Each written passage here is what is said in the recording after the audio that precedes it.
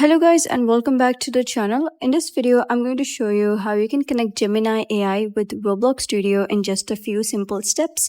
To begin, launch Roblox Studio and open the project you want to work on.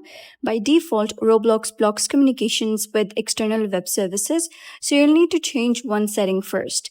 Click Game Settings, open the Security tab and enable Allow HTTP requests. After that, save your changes. And next, it's a good idea to keep your AI code organized. In the Explorer panel, right-click Server Script Service, choose Insert Object, and add a module script. Rename it to something like AI Model. This module will hold the main AI-related functions. Now create another script in Server Script Service, but this time insert a regular script. You'll use this script to load your AI model and process requests securely from the server.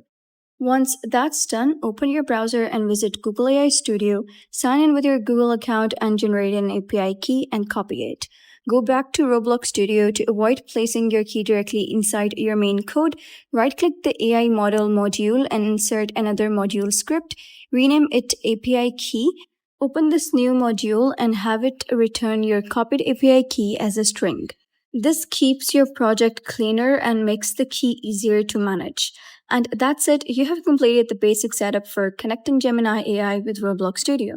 So if you found this guide helpful, please consider subscribing and leaving a like. It really helps me out, and I'll see you next time.